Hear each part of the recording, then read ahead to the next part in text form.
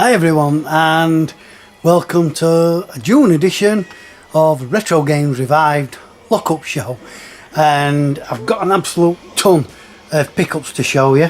We're carrying on with the PlayStation 1 pickups that I got last month. I didn't quite get through them all, if you remember.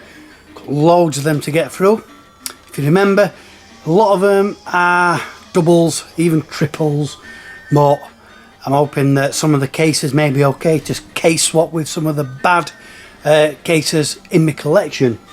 There still is quite a few games in there that I don't own, so they will be going into the collection, which, like I showed you last time, building up quite nicely. It's not, the PS1 isn't a system that I'm predominantly collecting for. As you know, this is PS2, and I've got quite a few PS2 titles to show you in this edition. I've been below my feet, some are in a box. I've been to CEX in York, I've been to Sawfums in York, and can't remember where else, maybe eBay. But yeah, as you've seen from when I was scanning, this is my Father's Day present from Joe. And yeah, it's a Call of Duty, it's a Black Ops 3 edition. It's a hoodie. Not that I'm going to need my hoodie up in here today because it is quite warm, but I'll just put this on just to show you. But I will be taking it off because I'm rather warm at the moment. So, whew. But yeah, what have I got playing at the minute on the Xbox? The Xbox original, we have got Batman Begins. Looks a good game actually from the demo. And then on the old Master System, well, it's European Championships time in it, so got a bit of the World Soccer on the Master System. I forgot to mention it actually in the recent TMB podcast. We had a little brief spell about football games, and I forgot to mention this. Absolutely loved this back in its day on the Master System. Me and my mates, 2-player games all the time. We used to do little mini leagues, little mini knockouts with each other on World Soccer. Great little football game for the Master System. Anyway, let's get on with, well, it's going to be the first part of the pickups. Like I say, got quite a lot to get through, so without further ado, let's crack on.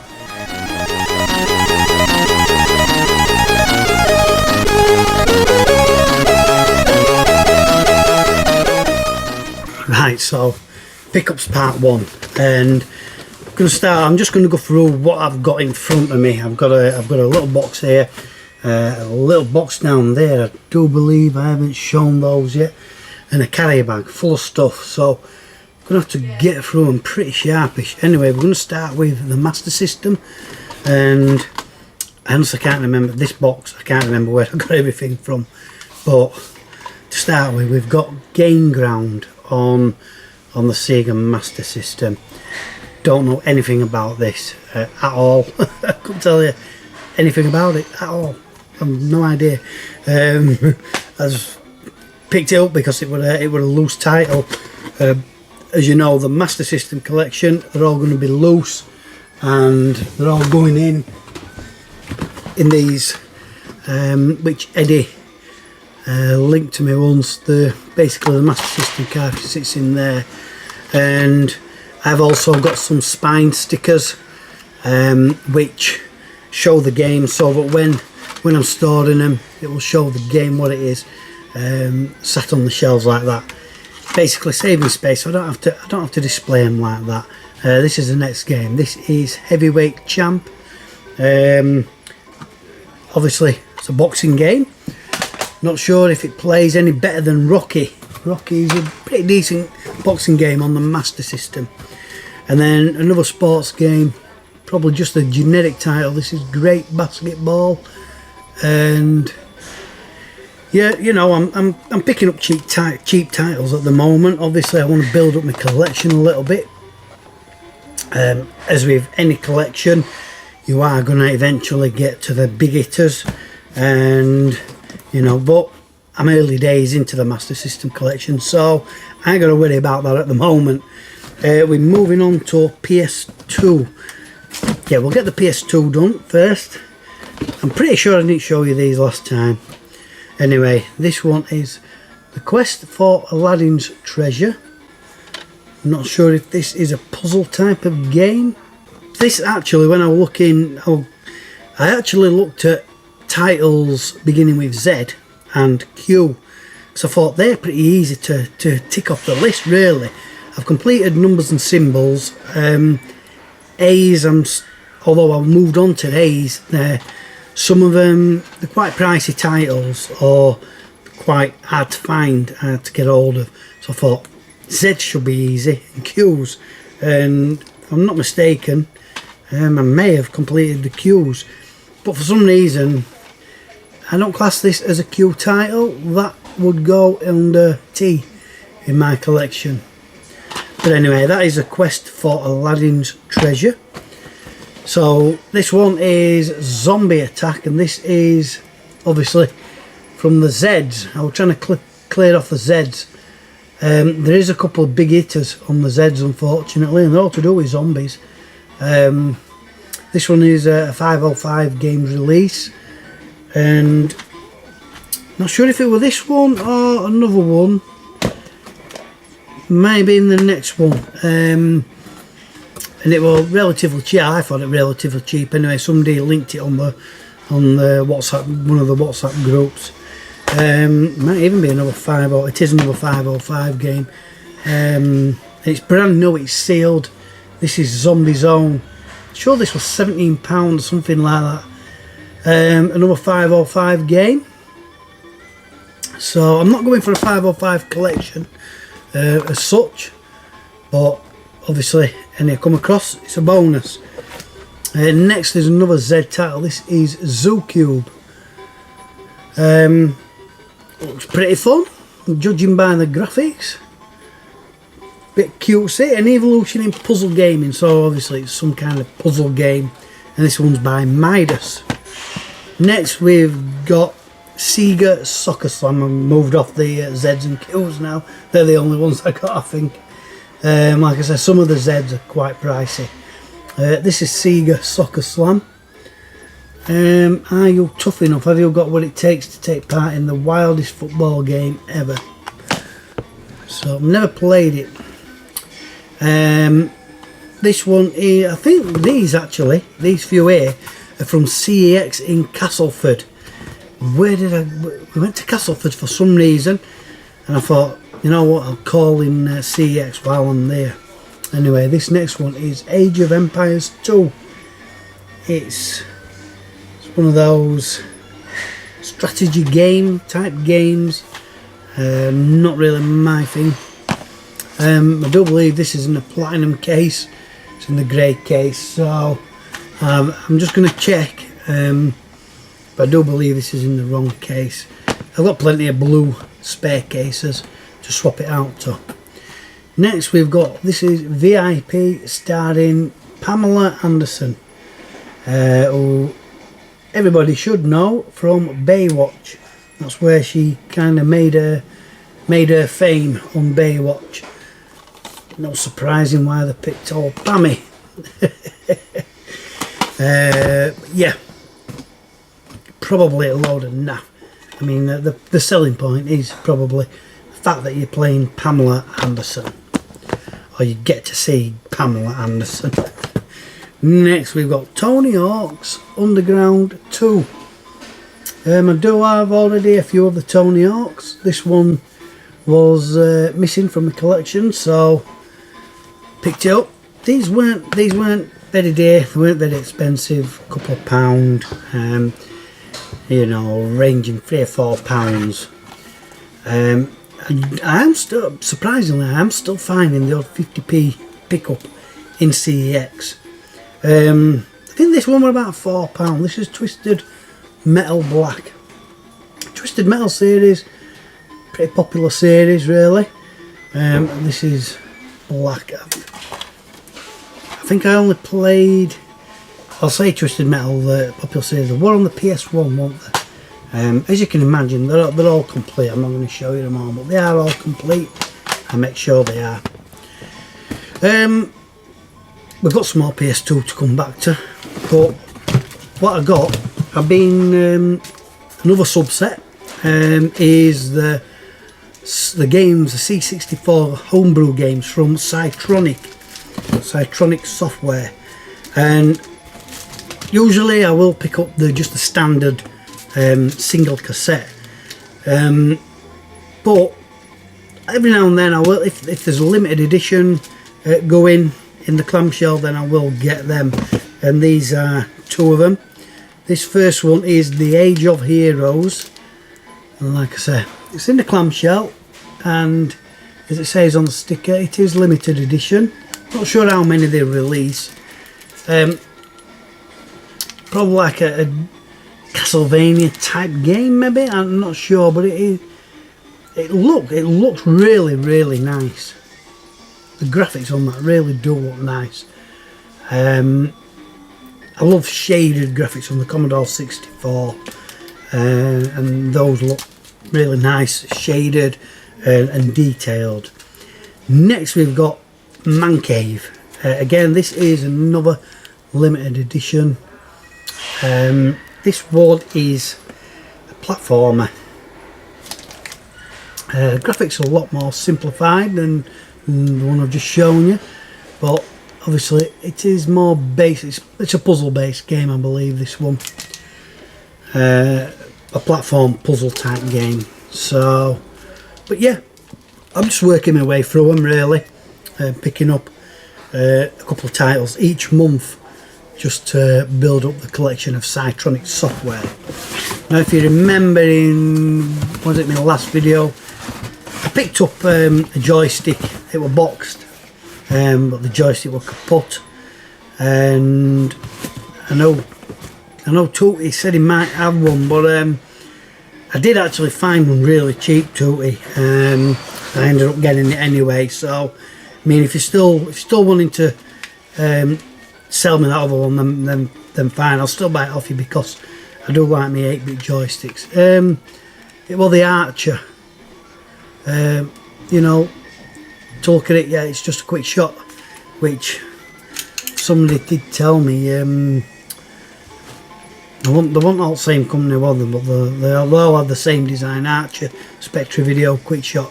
This one is micro switched, and it all feels nice and hunky dory. You know, compared to that last one, which was absolutely knacked. Yeah, everything feels good, and it's in nice condition. Don't really need a clean as such. It will get a wipe down, but as with everything, but yeah, it doesn't need stripping down or anything like that. And I'll get the old joystick tester out, give it a wiggle, and make sure all lights light up, and then we know we're good.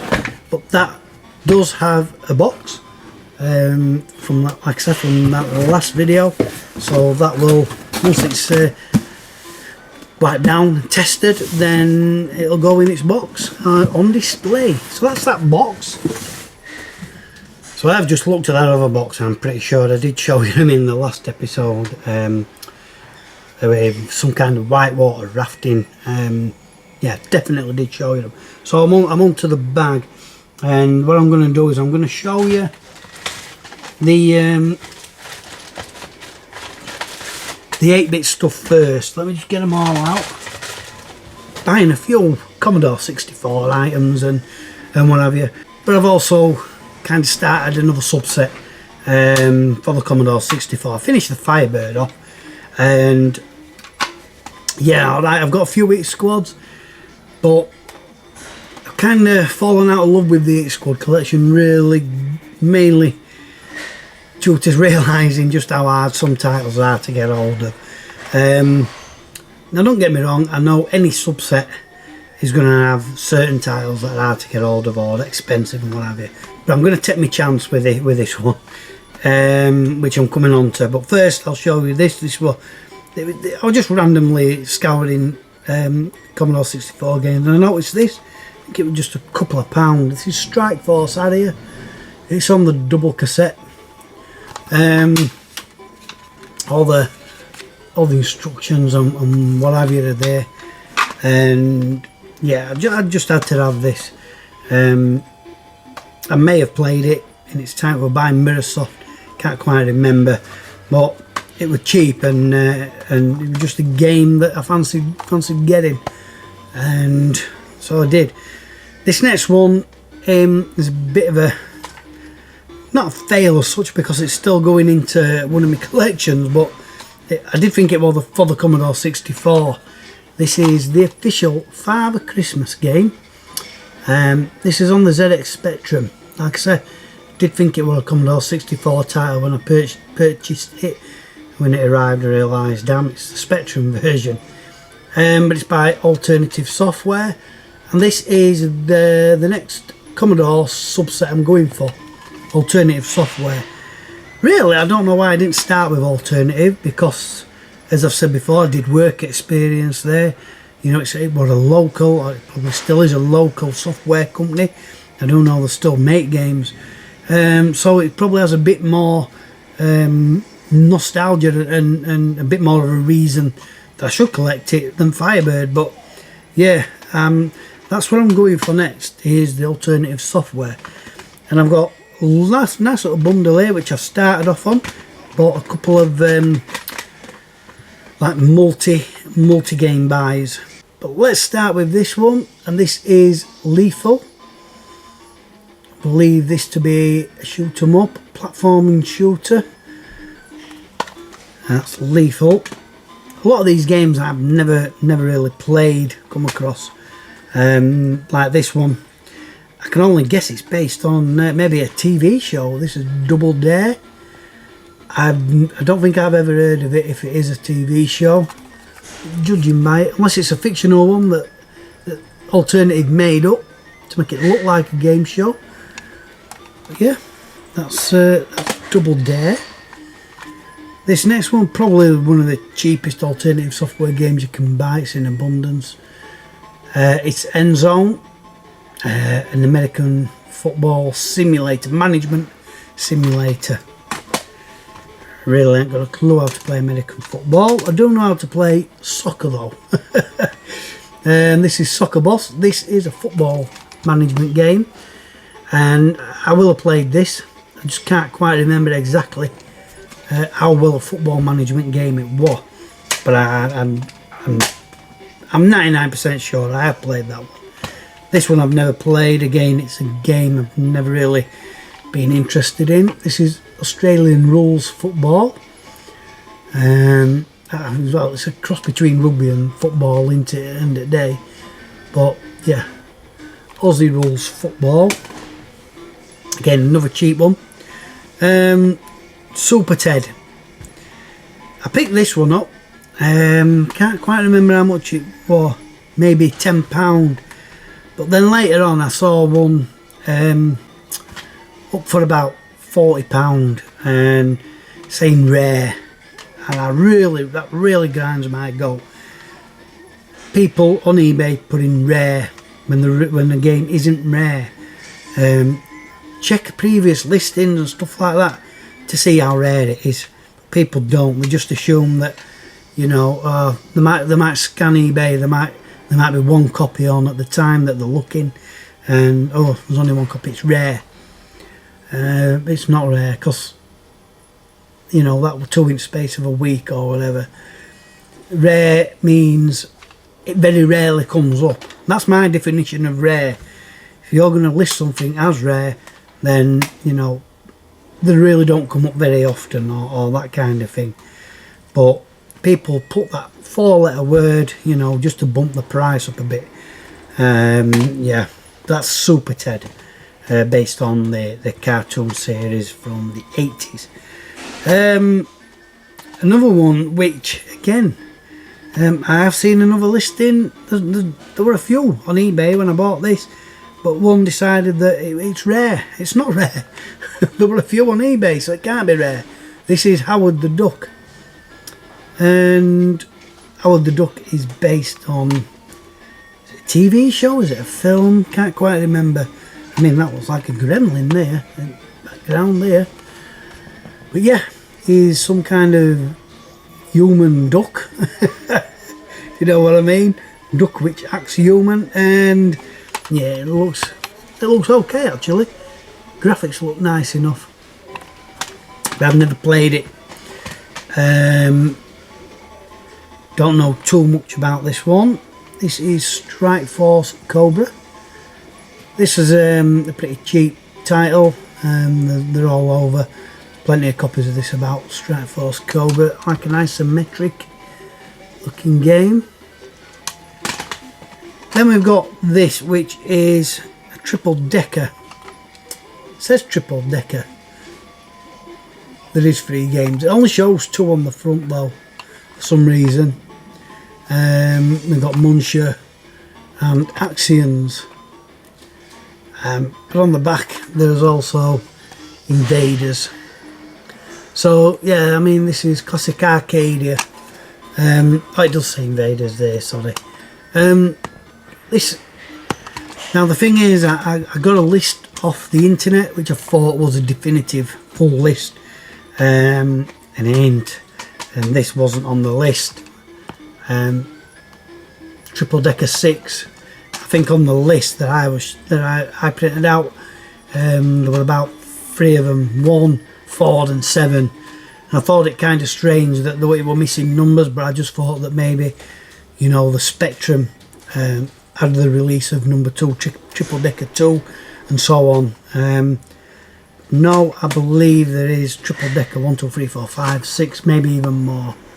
Like I said, Triple Deckers are 3 games on 1 cassette. They do another, have I got it on here? Not on here, but they do Foremost as well, which is like Foremost Arcade, Foremost Adventure. There's 4 games on that collection. This one is an absolutely brilliant game for the Commodore 64. It's the Trapdoor, based on the like Claymation series from the 80s. Really good series, really good. And this game is very very faithful to the TV series. Nice big sprites, very puzzle based, but a lot of fun. Next we've got Aliens. This is Aliens, a computer game. This is the US version. There was 2, UK version and the US version. There were quite a few games actually that had 2 releases. I think Space Harrier had the UK and the US versions. Only slight differences, but sometimes enough to sway you, you know, favouring one game or the other. That's Alien, that's the US version. The US version, I must admit, does look good. And then lastly, on the alternative software, I thought there were more, but I'm wrong. Lastly is Sooty and Sweep. The thing with alternative software is they did a lot of like children's TV tie-ins, game tie-ins. You've got like Thomas the Tank Engine and Postman Pat. Don't believe I've got those yet. I do already own a couple of alternative software games for the Commodore, which I've just randomly picked up before. I need to log them down. Can't quite remember what I've got. But yeah, this is Sooty and Sweep, the glove puppets. I can't remember who used to do the. I forgot.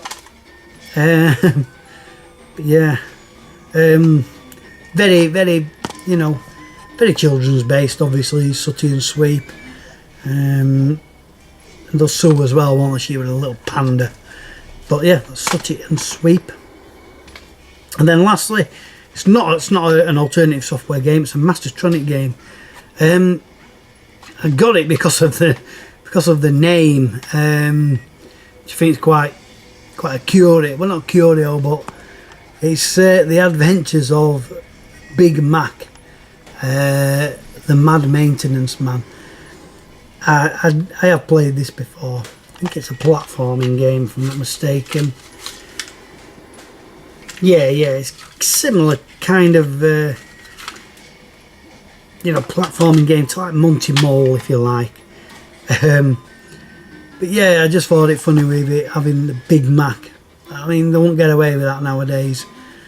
Whether it was actually intended to be a, you know, kind of a dig at McDonald's, I don't know, but nowadays, like I say, you won't get away with that. The copyright lawyers will be straight on you. We're going back to PS2.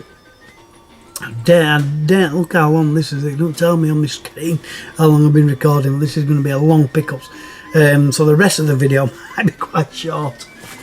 So next we've got Flat Out 2. These are all from, I believe, Sore Thumbs. When I went to York a few weeks ago. Anyway, this is Flat Out 2. Some kind of crazy driving game. Never played it. Next we've got another 505 game. This is Energy Air Force. If anything, this was probably the most expensive of this bundle that I'm showing you now. Like I said, it's a 505 game. Probably a afterburner type-ish game. Probably a bit more realistic looking. We've got Victorious Boxers. Hippo's Road to Glory. As you can imagine, it's a boxing game. Next we've got Downtown Run. Again, another driving game, one of many, and that one's by Ubisoft. This one is still sealed. I'm sure I didn't have this one. I had to check my listing, even though my listing's quite out of date. But no, this is Midway Arcade Treasures Volume 3. I own all the Midway Treasures collections now. This one has got, it's all driving games, and it's got race driving, Badlands, Super Off-Road, Hydro Thunder, Rush the Rock, and more. Which one was it? I like hard driving. I know race driving was probably the sequel, wasn't it? I used to love hard driving in the arcades. Proper feedback, you really had to fight with the steering wheel in that game. Just a generic American sports title. We've got High Heat, Major League Baseball 2003. Pretty cheap pickup. You know, I've said it before, American sports games don't really interest me. Another racing game. This is Street Machines 3. I don't believe I've got 1 or 2. Straight in with number 3. Only some little screenshots there. Next we've got another Ubisoft title. This is Flipnic. This is, well, it's a pinball game. The ultimate pinball game for your PlayStation 2. You know, it looks to sport some really nice graphics. Let me move those. Getting in the way of the camera when I can. Just pick them up. Yeah, it's a nice pinball game. Next we've got Drakan the Ancient's Gates. I'm assuming this is some kind of hack and slash thing. Drakan. Next we've got Nicktoons Attack of the Toybots. This was just a cheapie, I think. Nothing special, but just something to add to the collection. Sore Thumbs, I must admit, they've got hundreds of PS2 titles. There is a lot there that I haven't got, but obviously I had a budget to stick to, and that's what I did, and I kind of reached my budget, and that was it. So I do need to make another trip and buy more games. Zoo Puzzle. Again, I was trying to cross off some of the Z's. This is a 505 game. Some kind of puzzle game, match free type thing maybe. Down to the last couple now. Maniac Mole. Whether this is, you know, kind of made to look similar to Monty Mole, I don't know. This is by Phoenix, so more than likely it does look like a platformer. Yeah, Phoenix, a big rip-off merchant, so quite possibly. I thought I had this, but I didn't. And this is Super Buster Move 2, and this is by Ubisoft, Taito and Ubisoft. Everybody loves Buster Move. Cracking puzzle game, very easy and simple to get into, but lots of fun, very addictive. Another racing car game, Le Mans 24 hours. You know, what's it to say? Just a racing game, Infogrames. And then lastly, yes, another racing game, and this is it for the first pickup section. Crikey, I'm dread to think how long we've been going. This is London Racer Police Madness. This is a Davilex title. Never played it, never really. Well, I've heard of the London Racer series, but don't know anything about this one. Police Madness. So let's move on to something else.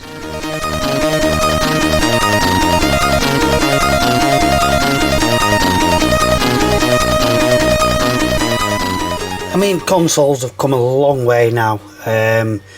You know, we've got the cutting edge technology, fantastic graphics, super smooth, super fast. You know, and I think we do take it for granted. You know, we can get a game. I mean, I've been playing COD Warzone now for over a year. It's the longest I've ever played a game for. The reason purely is the challenge, you know, the battle royale aspect of it, the graphics, the sound of it, everything's perfect, and it's just so addictive. But we tend to forget about where consoles came from and how they originally came about. So what I'm going to do is each episode, at least for as long as I've got consoles to show you, I'm just going to show you some vintage stuff. And this first one here is the Interstate. Now this was a gift from Nath Retro 1. I haven't actually tested this yet. It is missing the battery, you know, the panel for the batteries. It takes some weighty batteries, 6 of them, but you know, very simplistic. It was basically 2 white lines and a square ball. Although we've got several types of games. We've got tennis, we've got Pistol 1, which we'll come to in a minute, Pistol 2, we've got hockey and football, we've got squash, and we've got training. You select your game basically by that simple switch. I don't want to seem to go any further. Let's have a look at that. Though it is going straight back round here. There's nothing there, so the dial's probably out. There you go. So we've got your switcher. There you go, and that's it. That's your selector. We've got 2 big orange buttons. A lot of these systems back in the day were black and orange, really, in binner tones. Not much colour to them, really. We've got serve, then we've got reset. Obviously reset your game, and then serve to start the game, because the joysticks, well, the paddles really, I can get this out. Obviously I didn't have a fire button, can't get that one out. Just bear with me because I'm doing this one-handed. Another just lift up. No, oops. I'm actually struggling to get the paddles out, and I don't want to break it. So, but basically this is player 1, and that's player 2. You know, you pull that out, it's wired. There were no such thing as wireless back then. You just got the twiddly knob, which moves your bat up and down. You know, yours would be at one side, player 2's a bit at the other. That kind of thing, and you just twiddle it left or right, to move your bat. We do have functions, power, bat size, big or small. You could change the size of the bat, you know, if like that, from, or even half. You know, just spice things up a bit, really. I mean, you've got to consider how limited these machines were. So we've got ball serve, manual or auto, which basically if somebody scored, the ball would just release itself if you had it on auto. Manual, you would have to press serve. I suppose if you're in the middle of a game, one wants to get a drink after somebody loses a life, if you put it in manual, you could just wait for them to come back and then press serve to carry on. Kind of like a pause feature. Ball speed, we've got low and high. I think low sometimes were enough, really. Ball angle, 20 degrees and 40 degrees. Ball angle, kind of hard to explain, but you know, if 20 degrees is probably like that, 40 degrees obviously steeper. To when you hit the ball, it's your bat, that's the angle that the ball comes off, or comes off the side of the screen. If you get what I mean. Sound obviously on or off. Sound on these systems were pretty much a beep, and that was it. Well, no music or anything really. It was just a beep, and usually the sound came from inside an internal speaker on the machine rather than the telly. So you know, it was nice that they even thought of putting that. I don't think the Binatones had an on-off switch for sound, but yeah. This one came with a gun, or a pistol as it's called on the system. It's a light gun basically. Nice realistic looking. Obviously it's plastic. Some of the screws are starting to rust a little bit. This needs, like I say, I got this off Nave. I haven't done anything with it yet. This just plugs. I mean, look how basic that is. two pins. That just basically plugs into the system, and then you shoot at a big white dot square floating across the screen, and you have to target it. Very simplistic. So if you look, pistol one, obviously more like skeet shooting maybe. The target will go across the screen and then off. Pistol two, by the looks of it, the target will bounce around the screen until you shoot it. It probably gets a bit faster. I don't know. But yeah, the thing is, at some point I do want to get these systems hooked up, and it's probably going to be quite possible soon. Because I've been given two screens. This one it's an LCD, Samsung LCD, but behind it, I'll just move this out of the way gently.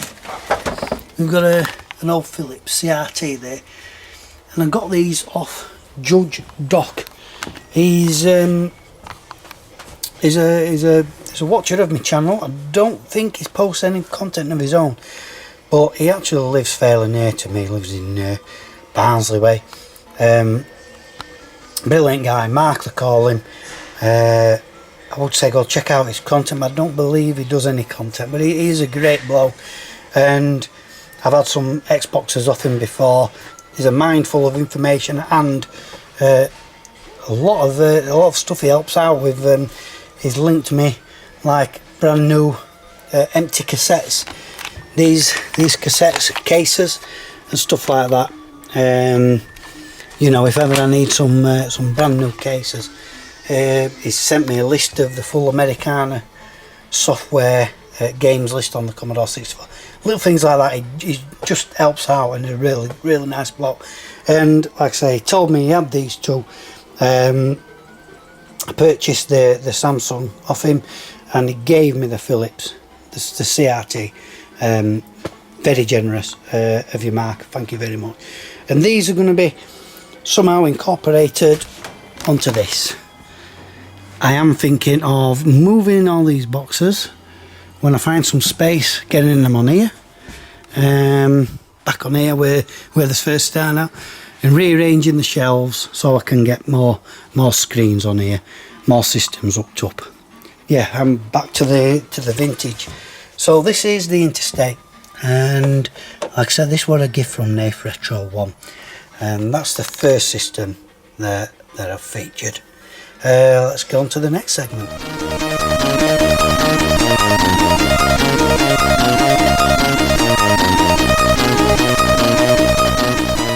So each episode, I'm just going to do like a little curiosity section. Just pick something out of my collection that, you know, either don't see very often anywhere else, or I just enjoy it and like it. And I've got this thing here, and I believe I found it at a car boot or a charity shop or something, really cheap, and surprisingly it does work, and it's old Wreck-It Ralph.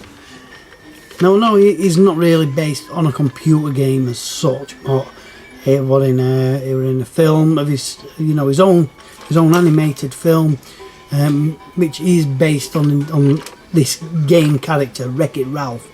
He's actually the bad guy in the game, but he's, you know, when he's not in the game, he's kind of a sensitive character. It's obviously plastic, but it's quite a meaty thing. His arms move and they're articulated. There is buttons you can press. Like, there's 2 buttons on the back here. Press one, stamps his fist, moves his head. This one, other arm, so you can, you know, Wreck-It Ralph. Does his legs move? Possibly, but he does stand up pretty good. Obviously I'm not on unsteady surface there, but best thing is he's actually not voice activated, but he does say things. My name's Ralph, Wreck-It Ralph. If you do, press. Hey yo, everybody! I'm gonna wreck it. Just kidding. Basically, where I come from, there's only 2 kinds of guys. Good guys and bad guys. So, what kind of guy am I?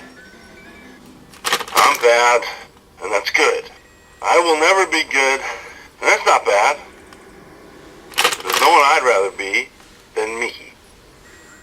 Look, I'm great at what I do. Probably the best I know. I'm gonna wreck it. Just kidding. So, you know, it says a few different lines each time you press a button. It's just a bit of fun, and like I said, I couldn't believe it when it actually worked. That's in try it mode. They're not actually doing out in try it mode, but yeah, it still does work. I'm gonna wreck it. Oh, there's something else. So there's more than that.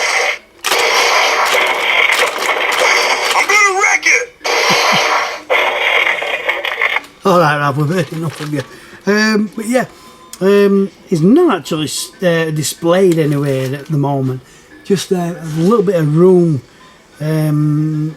needed for him. And like I said, this is still work in progress. Like I said, I thought I'd got it set up on here.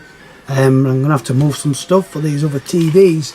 But yeah, let's get Ralph up at some point. Let's get him shown and displayed.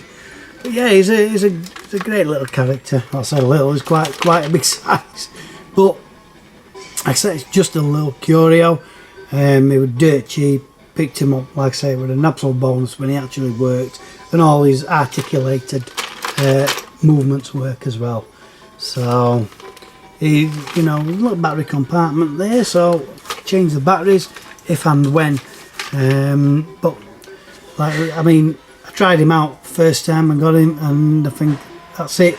This is the next time I've tried him out for this video.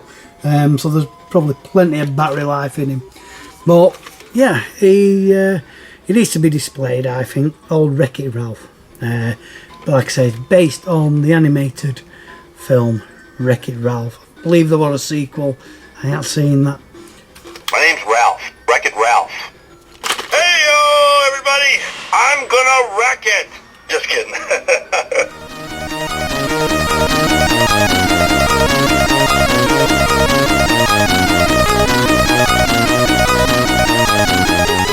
Lastly, to finish off, just getting myself comfy, going through a few more of these PS1 titles. If you didn't watch last month's or last episode, I bought two big boxes, basically 100 games, 15 each box, 100 PS1 games. They were sold as basically stated, not really ideal for collectors because of the condition of most of them and the repetitive nature of certain titles. I'm not bothered. I noticed still a few titles in there that I don't own, albeit there's no big hitters or anything like that. You're not going to find any of those in something like this, but there's still a lot of filler games that I can put into my collection. The others will either be traded. I am hoping to get on Lee's retro game swap shop at some point, and maybe some of these titles will crop up in that. Need to sort something out, but we'll go through another bundle of them. I'm going to keep it short because my pickups, part one, I think were quite hefty, so we better move on. Let's crack on. Probably got this about 5 times already. Who Wants to Be a Millionaire? It's in every single bundle that you'll buy for PS1. Another James Bond game. I'm not sure if I've got this. 007, The World Is Not Enough. Never really got into 007 games. Not so much of films. I liked the earlier stuff with Sean Connery and Roger Moore. The newer stuff I'm not really interested in, but for some reason, even though I liked the older films, the games don't really interest me. I think I have got this. Whether I've got it on Platinum, I'm not sure. This is Time Crisis. Brilliant game. Obviously, you've got to play it with a light gun, the G-Con, but it's pretty much arcade perfect. Brilliant. We've got one here without a cover. It's Gran Turismo. It's got a rear cover, but it's just gonna be, I don't know, thrown maybe. Case. It's got a decent enough case. So next, a little bit of a battered case on the corner. This is Formula 1 98. Again, not sure if I own this one. I own 99, and that I do know, and 97 several times. V-Rally. Again, another very popular game. Very good game though. Very good rally game. Not as good as the Colin McRae's, in my opinion. Colin McRae's have never been beaten, in my opinion. V-Rally, it's still a great game, but probably a bit more arcadey than Colin McRae. Pretty sure I own this. Dancing Stage Party Edition. FIFA 99. Nothing more to say about that. Probably own this, but not on this kind of label, the Ubisoft exclusive label. This is Tom Clancy's Rainbow Six. Can't remember if I've got this. This is Chase the Express. And not sure what kind of game this is, but I have heard people mention this before. So maybe it is a decent enough game. Chase the Express. NASCAR 2000. American sport driving competition. Never really watched it. Shame about this because I love this game. G Police, but I haven't got no cover. Such a shame. London Racer. Well, I've just picked up a London Racer. Police Madness on the PS2. This is London Racer on the PS1 by Davilex. World Championship Snooker. I probably got this one as well. And then to finish off with Populous, the beginning game. Not a game not a genre of game I really like a God type game. Megalomaniac, that was another similar kind of game, but this is Populous brought to the PlayStation with, you know, 3D based graphics, more of a, you know, solid world rather than an isometric kind of view. But I'll leave it at that for now. I still do have loads and loads of them to get through, but I think that's it for now. That's enough.